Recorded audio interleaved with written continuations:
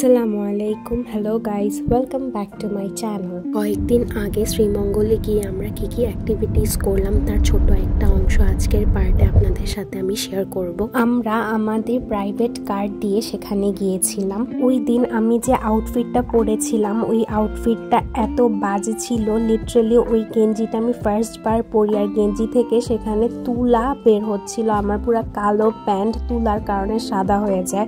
এটা একটা family trip ছিল আর আমরা সকাল 8:30 বাজে রওনা দিই এবং সেখানে পৌঁছাতে 2:30 মতো বাজে। নাস্তা খাওয়া বাদ দিয়ে সেখানে পৌঁছাতে 5 ঘন্টার মতো টাইম লাগে। আর আমরা থেকেছিলাম দ্য প্যালেস লাক্সারি রিসর্টে।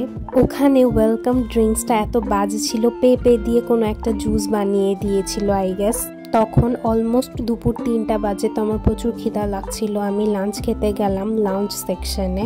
আমি বাফেটে গিয়ে ডেজার্টই খাইছি আর ডেজার্টের মধ্যে আমার চকলেট, ভ্যানিলা আর রেড ভেলভেট কেকটাই খালি ভালো লাগছে। ডিফারেন্ট ফ্লেভারের মুজের মধ্যে একটা মুজও মজা ছিল না।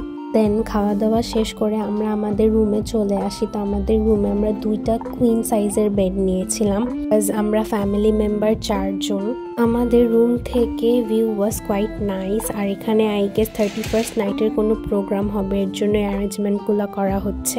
রুমে ঢুকতেই একটা আয়নাওয়ালা আলমারি ছিল আর আলমারির ভিতরে 2টা পশ তয়লাওয়ালা জামা ছিল আর সেফটির জন্য একটা লকারও ছিল। এক্সট্রা বালিশ ছিল আর স্লিপারগুলো আম্মু ইউজ করে ফেলসের জন্য আর দেখাইতে পারলাম না।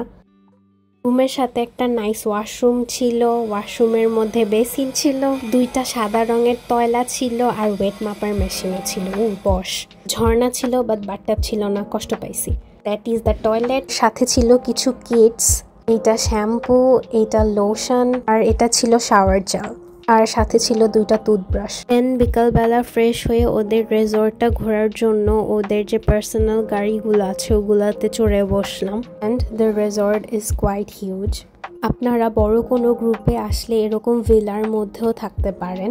আমরা যেহেতু ছোট ফ্যামিলি তাই আমরা মেইন বিল্ডিংয়ে একটা রুম নিয়েই ছিলাম। যেহেতু রিসর্টটা পাহাড়ের মাঝে আর অনেক বড়, তাই আমার রেকমেন্ডেশন অলওয়েজ ওদের গাড়িগুলো নিয়ে ঘোরারই। আর ওদের ওই গাড়ি দিয়ে ঘোরার জন্য এক্সট্রা কোনো পেও করতে হয় না, এটা ওভারঅল প্যাকেজ ইনক্লুডেড। আর এই লেকটা কৃত্রিম হলেও খুবই সুন্দর, খুবই রিফ্রেশিং একটা জায়গা।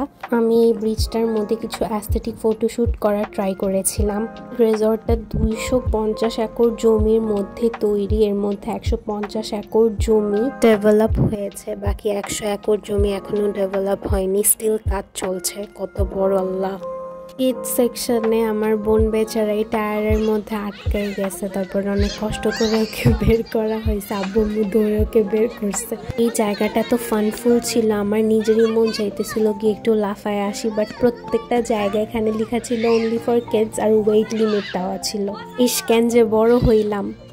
তাতে এই জায়গাটা সৌন্দর্য মনে হয় আরো বেশি বেড়ে যায়, এত পিসফুল আর কাম লাগে। দেন আমরা রাতে সুইমিং পুলে নামি আর এটা মনে হয় একটা বেস্ট ডিসিশন ছিল, কারণ রাতে সুইমিং পুলটা এত বেশি সুন্দর লাগছিল। আমি ফার্স্টে মনে করেছিলাম যে পানি খুবই ঠান্ডা হবে, বাট সারপ্রাইজিংলি পানি একদমই ঠান্ডা ছিল না। সুইমিং করার পর আমার প্রচুর খিদা পায়, তো আমরা ডিসিশন নেই যে রাতের ডিনার আমরা এই রেস্টুরেন্টে করব। এইখানে ডিনার করাও প্যাকেজ ইনক্লুডেডই ছিল। তো এই রেস্টুরেন্টে আমরা যে কোনো 2টা ফুড চুজ করতে পারতাম, একটা হচ্ছে মেইন কোর্স আর আরেকটা হচ্ছে স্টার্টার। তো স্টার্টারে আমি নেই কালামারি আর মেইন কোর্সে আমি নেই হচ্ছে beef stake with mash potato and vegetables. রাতের খাবারটা আমার খুবই ভালো লাগে। অ্যান্ড আমরা সবাই একটা নাইট ওয়াকে যাই আর নাইট ওয়াকে যেতে যেতেই আমাদের চোখে পড়ে ইনডোর গেম জোনটার দিকে। এই গেম জোনটা এত হিউজ, এই গেম জোনটা নিয়ে আমি ইনশাল্লাহ পরে আলাদা একটা ডিটেল ভিডিও আপলোড করব।